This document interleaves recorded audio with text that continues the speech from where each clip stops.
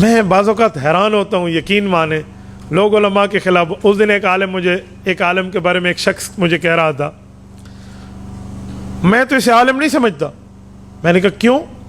چلو میں نام لے کر بتا دیتا ہوں.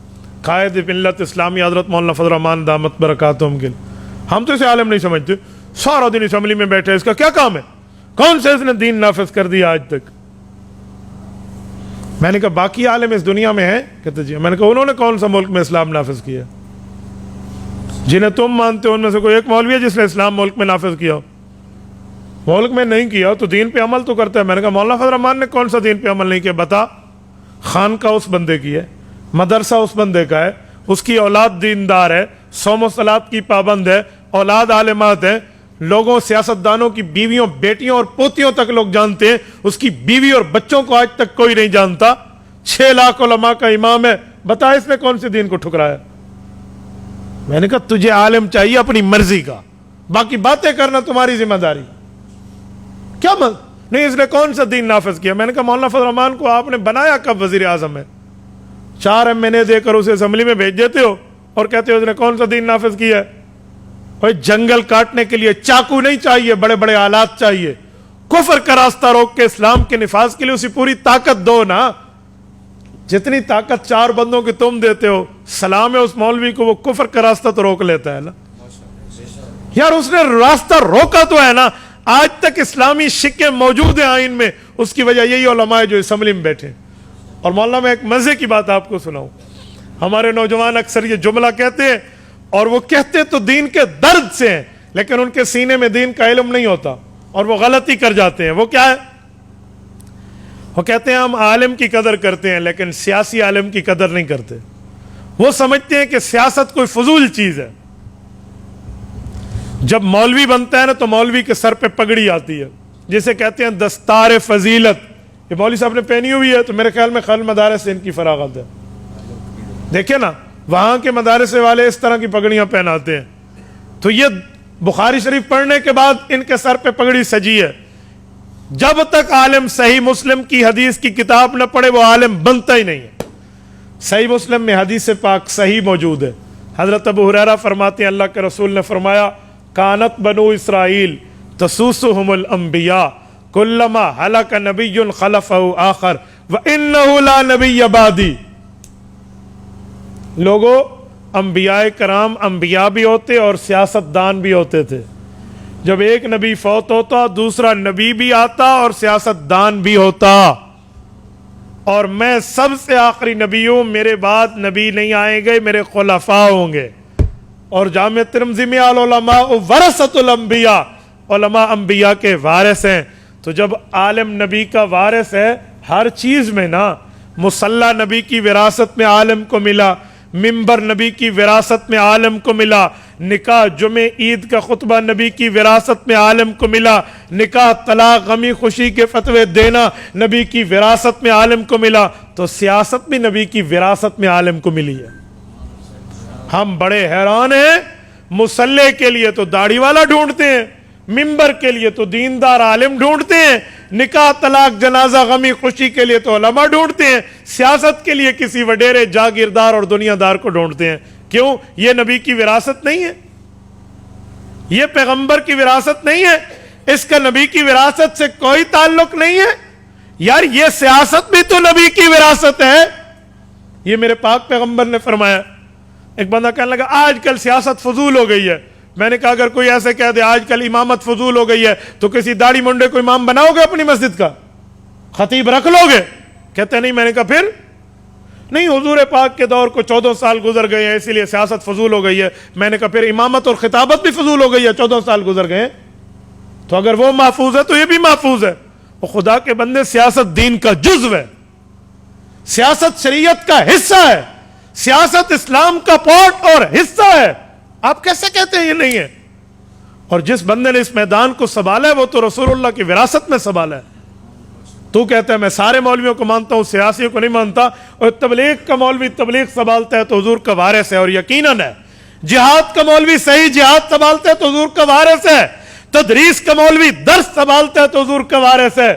تزکیہ کا مولوی خانقاہ میں دلوں کو اللہ اللہ کرنا سکھانا اگر سنبھالے ہوئے تو حضور کا وارث ہے، سیاست جس عالم نے سنبھالی ہے وہ حضور کا وارث کیوں نہیں ہے؟ یہ تمہیں کس نے کہہ دیا یہ رسول اللہ کا وارث نہیں ہے؟ اور میں ایک جملہ کہتا ہوں، رمک کے مسلمانوں، دل کی تختی پر غور سے یہ بات ذہن میں رکھنا، یہ جو لفظ ہے نا کہ ہم مولویوں کو مانتے ہیں سیاسی مولویوں کو نہیں، یہ سب سے پہلے کس نے کہا تھا؟ اس دھرتی پر کس نے کہا تھا آپ جانتے ہیں؟ قادیانیوں نے کہا تھا۔ کیوں؟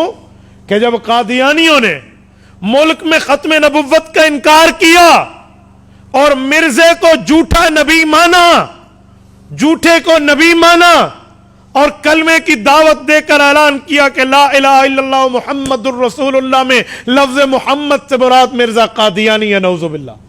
انہوں نے اعلان کیا کہ ہمارا نبی مرزا ہے، اس پر فرشتہ اترتا ہے جس کا نام ٹیچی ٹیچی ہے، اس پر سنسکرت زبان میں آیات اترتی ہیں، اور قادیانیوں نے اپنا مذہب بنایا اور حضور پاک کی ختم نبوت پر ڈاکہ ڈالنے کی کوششیں کی۔ تو عطا اللہ شاہ بخاری امیر شریعت رحمۃ اللہ علیہ، اللہ اس کی قبر پہ کروڑوں رحمتیں نازل فرمائے، یہ میدان میں آئے، 10,000 آدمی شبہ ہوا، لیکن ملک میں قانون نہ بنا سن 53 کی تاریخ میں۔ لیکن جب سن 1974 آیا، اس وقت اس ملک پر اللہ کی ایک رحمت تھی، ایک سیاسی عالم اسمبلی کا ممبر تھا جسے دنیا مولانا مفتی محمود کے نام سے یاد کرتی ہے رحمہ اللہ، یہ اسمبلی میں تھا، سیاسی بھی تھا، مدرس بھی تھا۔ اس نے قومی اسمبلی میں اعلان کیا، اس وقت کے وزیر اعظم جناب ذوالفقار علی بھٹو اللہ ان کی مغفرت فرمائے، اس کا بہت بڑا ختم نبوت میں ہاتھ ہے، ان کی موجودگی میں کہا کہ آج ہم حضور پاک کا نام لے کر حلف لیتے ہیں، ہم حضور پاک کا نام لے کر خود کو مسلمان کہتے ہیں، اور رسول اللہ کی عزت اور ناموس اور ختم نبوت پہ حملہ ہے، ہماری اسمبلی کس لیے؟ ہم کس چیز پہ MLA بن کے بیٹھے ہیں؟ آپ اس چیز کا فیصلہ کرو۔ تو اسمبلی چاہتی تو یک طرفہ فیصلہ کر سکتی، تو نے یک طرفہ نہیں کیا، انہوں نے کہا جی قادیانیوں کو بلواؤ۔ قادیانی اپنے خلیفہ سمیت آیا، اپنے بڑے سمیت آیا، نائب نبی سمیت آیا، اور 13 دن وہ اسمبلی میں موجود رہے۔ 13 دن انہیں بہت سا ٹائم ملا، اپنے آپ کو مسلمان ثابت کرو، دلیلیں لاؤ، ثبوت لاؤ، ایویڈنس لاؤ کہ تم مسلمان ہو اور تم حضور کے ختم نبوت کے منکر نہیں ہو، حضور پاک کی شریعت کے انکاری نہیں ہو، دلیلیں لاؤ۔ 13 دن تک بحث چلی۔ ادھر سے مولانا مفتی محمود مسلمانوں کے قائد تھے، باقی علماء سمیت تمام مکتبہ فقہ فکر جتنے اہل سنت والجماعت اسلام کے ہیں وہ سارے موجود تھے، اور ادھر سے قادیانیت تھی۔ 13 دن بحث ہونے کے بعد کفر ہار گیا اور اسلام جیت گیا۔ یہ اسلام کو تو اللہ نے ضرور جتوایا، سبب یہ سیاسی عالم بنا ہے، یہ سیاسی شخصیت بنی ہے، اور مولانا مفتی محمود نے مرزے کو کافر اقلیت قرار دلوایا اور ملک میں قانون بنوایا کہ جو ختم نبوت کا منکر ہے وہ اپنی عبادت گاہ کو مسجد نہیں کہہ سکتا، وہ کلمے کا اعلان کے اوپر دعوت نہیں دے سکتا، وہ خود کو مسلمان نہیں کہہ سکتا، وہ کافر اقلیت قرار آ گئے۔ 7 ستمبر 1974 کی لیجسلیٹو اسمبلی نے، آج امن ہے پاکستان میں، تمہیں کوئی قادیانی دعوت دیتے نہیں ملے گا، کوئی مرزائی حضور کی ختم نبوت کے انکار کو اعلانیہ آتے ہوئے نہیں ملے گا۔ وہ چوٹ کس نے ماری تھی؟ سیاسی عالم مفتی محمود نے ماری تھی۔ تو جب قادیانیوں نے وہاں چوٹیں کھائیں اور ماں باپ کی توبہ نکال کے انگلینڈ دفع ہوئے، جب مرزا طاہر اور مرزا ناصر وہاں پہنچے، انہوں نے پروپیگنڈے کے طور پہ سوچا کہ اب مقابلہ تو مسلمانوں کا ہم یوں نہیں کر سکتے، قانون بن گیا ہے، آئین میں ترمیم ہو چکی ہے، اب مسلمانوں کے لیے ڈیوائیڈ اینڈ رول، انہیں لڑاؤ اور اپنی کام کی تقویت دو۔ انہوں نے یہ شوشے پھیلانا شروع کر دیے۔ مدرس عالم تو عالم ہے، تبلیغی عالم تو عالم ہے، خانقاہی عالم تو عالم ہے، امام اور خطیب تو عالم ہے، لیکن سیاسی عالم نہیں ہے، ان کو نہ مانو۔ یہ جملہ قادیانیوں نے معروف کرایا۔ سن 74، آج سے 50 سال پہلے یہ کام شروع ہوئے، اور چلتے چلتے آج ہمارے مسلمان نوجوان یہ جملہ کہہ دیتے ہیں، ہم عالم تو مانتے ہیں، سیاسی عالم نہیں مانتے۔ ان کے دل میں دین کا درد تو ہے، لیکن دین کا علم نہیں ہے، پتہ نہیں ہے یہ جملہ قادیانیوں کا ہے۔ اور آج ہم کہہ رہے ہوتے ہم انٹرنیٹ پر لکھ رہے ہوتے ہیں اپنے موبائل سے, پیسے ہمارے, پیکج ہمارا, وقت ہمارا, آئی ڈی ہماری, موبائل ہمارا, ہاتھ ہمارا, اور ہم قادیانیوں کی باتوں کو شیئر کر رہے ہوتے. میرے دوستو کچھ تو سمجھیں, ہم علماء نے یہ کام کیا ہے, اور جو کام سیاسی عالم نے کیا ہے نا, مرزے دی منجھی اس سے ٹھوکی ہے. جی ہاں, حقیقت میں مرزے کی منجھی انہوں نے ٹھوکی ہے نا, اسی لیے اس کو عالم تو چاہیے, سیاسی عالم سے قادیانی ڈرتا ہے. اور سلام ہے ہماری قیادت علماء کرام کو لندن میں بیٹھ کے, یہ اس بے ایمان نے, مرزے کا جو موجودہ جانشین ہے, بے ایمان کیا نام ہے اس کا, مسرور, یہ وہاں سے بیٹھ کے اس نے کہا تھا کہ جب تک پاکستان میں مولوی موجود ہے نا, ہماری دال گلنے والی نہیں ہے. میں کہتا ہوں سنو, مولوی بھی موجود ہے, اور جب تک رسول اللہ کا کوئی غلام بھی زندہ ہے تمہاری دال پھر بھی نہیں گلے گی.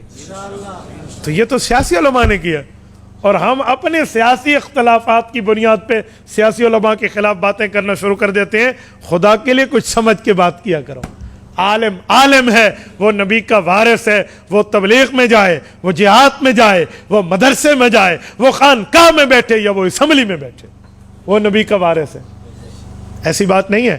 اور آپ کو تو فخر سے سر اٹھانا چاہیے, سر اٹھا کے, سینہ اٹھا کے چلنا چاہیے کہ اللہ نے ہمیں وہ قیادت عطا فرمائی ہے علماء کی, وہ جرت مند غیرت مند ثبوت علماء دیوبند کے رب نے ہمیں عطا فرمائے, جو رہتی دنیا تک اپنی مثال چھوڑ کے گئے.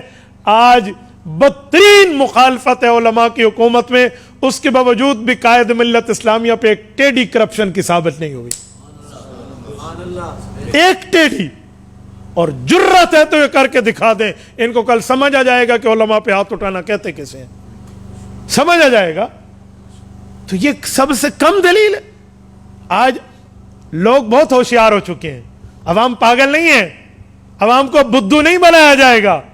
یہ جو علماء کے خلاف باتیں کرتے ہیں نا, تو لوگ انہیں کہتے ہیں بھی اگر تمہاری باتوں میں وزن ہے نا, تم اتنے سچے اور ثبوت ہو, تو جاؤ اس مولوی کے خلاف عدالت, ای پیو کو گجا کو نا, اس کو کہے نا, اسے کوئی کہنے والا نہیں ہے. تو اسی لیے علماء کے خلاف نہ بولا کریں, اپنی آخرت بھی دیکھیں, اپنی دنیا بھی دیکھیں.